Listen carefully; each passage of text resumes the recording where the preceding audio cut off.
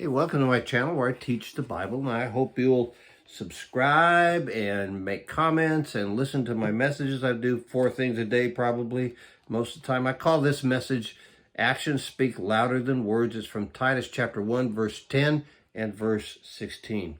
A lot of people who rebelled against God claim to be Christians, okay? A lot of people rebel against God, and if you talk to them, are you a Christian? Yeah, of course I'm a Christian. That was true in the first century church. Now, in the first century church, there were no denominations, just the church. I kind of miss those days. I wish that was the case today. But some of those in the church are described in Titus chapter 1, verse 10. Listen to what he says. For there are many rebellious people, mere talkers and deceivers, especially those of the circumcision group. Circumcision group said, you have to take the sign of circumcision to become a Jew to be a Christian and be saved, which was false doctrine, still is today. And there are many people in the early church who just dropped off into sin. The early church had a lot of rebellious people who talked Christian commitment, but were mere talkers and deceivers. That's a problem that's still with us. Today, nearly 2,000 years have passed, and the church has multiple denominations. People will claim a Christian commitment by being part of a denomination and just be talkers and deceivers. That happens all the time. Look at Titus chapter 1, verse 16. It takes it a step further. They, talking about those deceivers and talkers, they claim to know God, but by their actions, they deny him. They are detestable, disobedient, and unfit for doing anything good. That's pretty profound whack on people who are not serious about their Christian commitment, flesh it out and live it out. Many people would claim to know God by being part of some church today. Happens all the time. If you ask them if they knew God, they would probably respond with, well, of course I belong to fill in the blank church. Okay? That's a lot different than knowing God. Trust me. If a person claims to know God, you would think that their actions would be consistent with knowing God, which means they're going to be different, holy, set apart for the things of God. The Apostle Paul is telling Titus to beware of people who assert that they know God, but their detestable and disobedient actions deny him. Okay? I read some history from time to time, and I read a couple books about John Fitzgerald Kennedy, the president who was assassinated. And I remember the day when he was assassinated. It's one of the most dramatic days that I recall. And so that's an interesting time in history, and I've read several books about that. There is always a chapter or two detailing his many, many, many affairs with women at the White House and other places. He had sex with multiple women every week. All kinds of women. And he's a married man, you know. Jacqueline Kennedy. So he was a church member. He's a church member.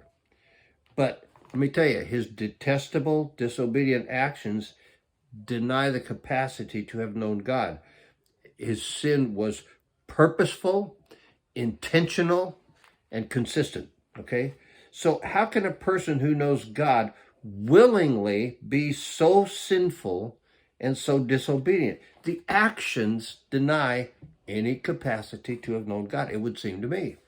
I was teaching a class at church, and the class that I teach it for a month every now and then. There's a bunch of people who can teach. It's a pretty substantial size class, anywhere from 30 to 50 people. But there's 2 former mayors of our city attend that class. They tend to sit on the same row in the back of the class, so I call it Mayor's Row, and they're good guys. One day I said something about the reality that all politicians lie. One of the former mayors groaned out loud, and everybody laughed. You know, I thought that was funny. And when the laughter stopped, I said, "You guys aren't politicians. You're public servants," which is true. They're both good and godly guys. I know politicians in this country today that I have never heard tell the truth, ever, okay? Their language, the language they speak, is a lie. It's the devil's language. It's the devil's native tongue. Okay? So how can they be godly at all if they speak the devil's language?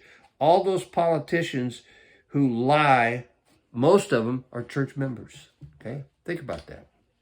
How can they know God if they are consistently speaking the devil's language and lie? That is totally inconsistent. Okay? Their lies deny him and are detestable and are disobedient, and they are unfit for anything good. It's the kind of leadership we have in large part in this country. When people purposefully live a life of disobedient sinfulness, their actions deny that they know God. And being a church member does not change that. It doesn't change that.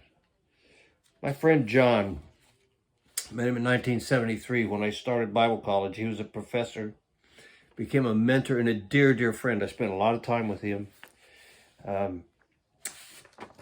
He went to be with the Lord in 2014, and I was recovering from heart bypass surgery, couldn't go to his funeral.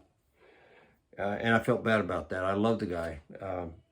In the 41 years that I knew him, and I knew him very well, in all situations, his actions made a statement. Let me tell you what the statement was. I do know God. Saw it in his deeds. Those are rare folks, my friends. That's how I want to live. That's how I want to live. I hope you'll join me because, yes, actions speak louder than words. I'll talk to you soon.